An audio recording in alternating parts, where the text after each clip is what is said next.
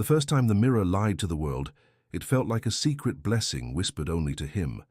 On his 35th birthday, the protagonist stood before the glass, tracing the lack of lines around his eyes, while Sarah teased him about his youthful genes.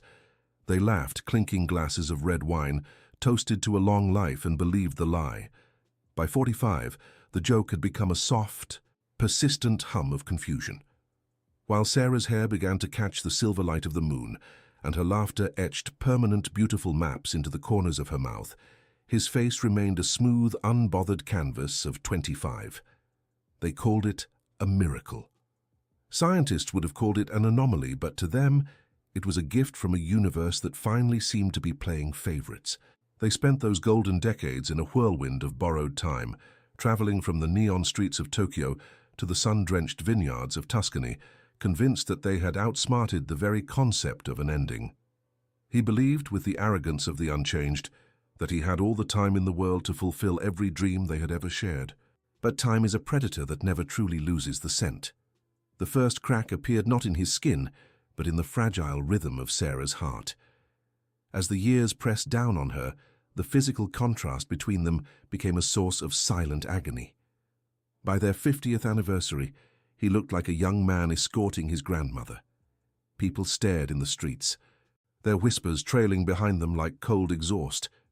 He watched with a helpless, youthful vigor as Sarah's body began to surrender to the gravity of existence. Her breath grew shallow, and her skin became as thin as ancient parchment, while his muscles remained firm and his pulse stayed as steady as a metronome. He would sit by her bedside, his hand smooth and warm, holding hers, which felt like a bundle of dry twigs. The visual dissonance was a haunting reminder that they were no longer living in the same reality. He was a statue of marble watching a flower wither in real time, and for the first time, the miracle began to taste like copper and ash. The funeral was a symphony of grey rain and black umbrellas. Standing at the edge of the open grave, the protagonist looked exactly as he had on their wedding day, a cruel ghost of a man who refused to fade. His own children, now middle-aged and greying, looked at him with a mixture of awe and growing resentment. How could he remain so perfect while their mother turned to dust? As the first shovel of earth hit the casket, the weight of forever finally settled into his bones. It wasn't a promise, it was a sentence. He realized then that he was walking a path that led away from everyone he had ever known. The following years were a blurred sequence of grief and hiding. He watched his children grow old, their faces becoming replicas of Sarah's, until they too passed into the silence of the earth. He buried his daughter when she was 84, standing there with the same youthful face he had when he held her as a newborn. The secret became a burden too heavy to carry in one place. To avoid the prying eyes of neighbors and the inevitable interest of government agencies looking for the key to eternal life, he became a master of shadows. He changed his name, moved across borders, and wiped his digital footprint every decade. He was a man without a history, a biological impossibility moving through a world that was rapidly accelerating. Before we continue, subscribe to the channel and tell us in the comments where you are watching from. As the 21st century began to flicker and wane, the protagonist found himself standing on the balcony of a high-rise in a city he didn't recognize. The neon lights reflected off his unchanged face, but his eyes were ancient, filled with the dust of 1,000 memories he could never share. He looked at the bustling crowds below, seeing them not as people, but as mayflies, brilliant, fleeting bursts of energy that would be gone in the blink of an eye. The pain of losing Sarah and his children had calcified into a cold, hard shell around his heart. He realized that to love was to invite a unique kind of torture that only an immortal could understand. With the cold resolve of a man who had seen the end of his own humanity, he decided to retreat into total isolation. He would never love again. He would never let another soul inside the fortress of his static life. As the lights of the old world dimmed and the unknown century dawned, he stepped back into the darkness, ready to become a ghost in a world that would never stop dying. The 2200s arrived not with a bang, but with the hum of invisible networks. I watched the skylines of the old world dissolve, replaced by shimmering spires of carbon and light. I moved through these cities like a glitch in the software, a face from a forgotten era that never aged. The names of the streets changed, the languages evolved into dialects of data, but I remained the same static image in a blurring gallery of human progress. I became a master of digital ghosts, crafting identities that lived and died in a server's eye, ensuring no algorithm could flag the man who had stayed 25 for 2 centuries. By the dawn of the 2300s, isolation had begun to rot my resolve. I found a young boy, an orphan of the resource wars, huddling in the shadow of a decaying maglev station. I thought I could manage a platonic bond, something detached enough to keep my heart from shattering. I mentored him, taught him forgotten philosophies, and watched him look up at me with eyes full of a hero worship I didn't deserve. But humanity's appetite for destruction is the only thing more persistent than my own life. A regional conflict over orbital water rights turned the city into a kiln of plasma. I held that boy as his life leaked out onto the sterile pavement, his young face turning grey while mine remained a mask of youthful health. The lesson was written in his blood. To touch another life was to witness its ending. I eventually sought out Sarah's grave, but the cemetery had long since been paved over by a sprawling fusion complex. The digital archives where our marriage certificate once sat had been corrupted during the Great Blackout. The names of my children, even the very memory of my original surname, had been erased. I was the only library left standing in a city where the books had all been burned. This realization brought a cold, hollow numbness.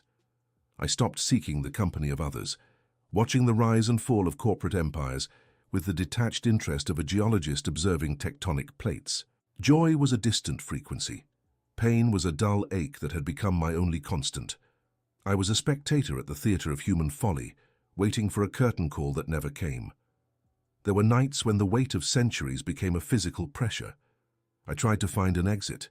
I walked into the crushing depths of the Atlantic, standing on the seabed until my lungs screamed, only to find my body refused to shut down. I stood in the path of high-voltage conduits, feeling the searing heat, yet my flesh merely knit itself back together with terrifying efficiency. I was a prisoner in a biological fortress. Then, in the ruins of a subterranean archive, I met her, a woman with Sarah's jawline and a gaze that felt like a bridge to a past I thought buried. She wore a tarnished silver locket, a relic from a time before the wars. Inside was a tiny faded photograph of Sarah. She was my distant descendant, a living echo of my own bloodline. For a fleeting moment, the ice around my heart began to crack. We spoke of history, of the people who lived before the skies turned permanent amber. I felt a spark of forgotten humanity, a dangerous hope that I could find a place in this new world. But the universe has a way of reminding the immortal of their place. As we stood on the observation deck, the sky didn't turn to night, it turned to fire. A tectonic shift, triggered by centuries of atmospheric manipulation, sent a shockwave through the planet's crust. The alarms began to scream a language of extinction.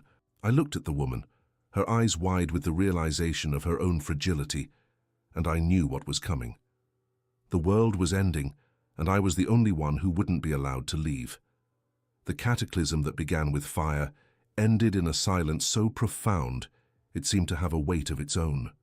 Thousands of years have trickled through the hourglass since that final descendant vanished into the heat, and now the Earth is a hollow shell of its former self. I walk through the skeletal remains of cities whose names have been forgotten even by the wind. The skyscrapers are nothing more than rusted teeth jutting from the parched earth, monuments to a race that dreamed of the stars but couldn't outrun their own shadows. I'm the only pulse left on this dying rock, a solitary, echoing heartbeat in a graveyard of old global empires. The isolation is no longer a choice. It is a physical reality that has slowly eroded the boundaries of my sanity.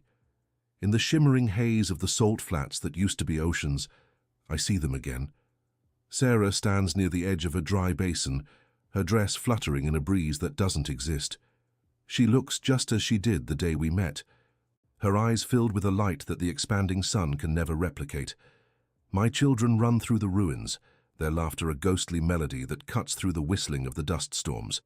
I speak to them with words that fall like sand, my voice cracked and dry from centuries of disuse, and for a moment the hallucinations are more real than the cracked ground beneath my feet. They are my only company in this vast, sun-bleached tomb. I have become a man living in a museum of ghosts, the curator of a collection that only I can see. Above me, the sun has grown into a bloated, crimson titan, filling the sky with a malevolent warmth that has boiled away the last vestiges of the atmosphere. I stand on the peak of a desolate mountain, watching the horizon glow with the inevitable approach of the end. It was here, in the shadow of cosmic finality, that the bitterness finally began to dissolve. I realized that the immortality I had cursed for so long was not a punishment, but a perspective. I finally understood the truth that had eluded me for eons. Love was not precious because it lasted forever. It was precious precisely because it was fleeting. Sarah's life was a masterpiece because every second was a choice made against the ticking clock of her own end. My children were beautiful because they were a temporary bloom in a cold universe. With a sense of purpose that had been absent for millions of years, I knelt before the dark basalt of the mountain peak. I had all the time in the world, and I used it to perform the final ritual of the human race. With my bare hands I began to carve. I carved Sarah's name deep into the ancient stone, followed by the names of my children, the orphan from the wars, and the descendant who had carried the locket. I worked through the searing heat and the darkening days, etching their existence into the very skeleton of the planet. I would ensure that even as the earth was swallowed by the expanding sun, their names would be the last thing to burn away into the void. A profound, redemptive peace settled over me. I was no longer a prisoner of a static life. I was the universe's memory. I was the bridge between the beginning and the end, the only living witness to the magnificent tragedy of humanity. My role was to hold the light of their lives until the very last spark went out. I sat back against the rock as the stars began to blink through the thinning sky. The silence was no longer empty. It was full of the ghosts I carried. As the horizon flared with the solar fire, I closed my eyes and smiled. I was finally at peace with the quiet, ready for the absolute end.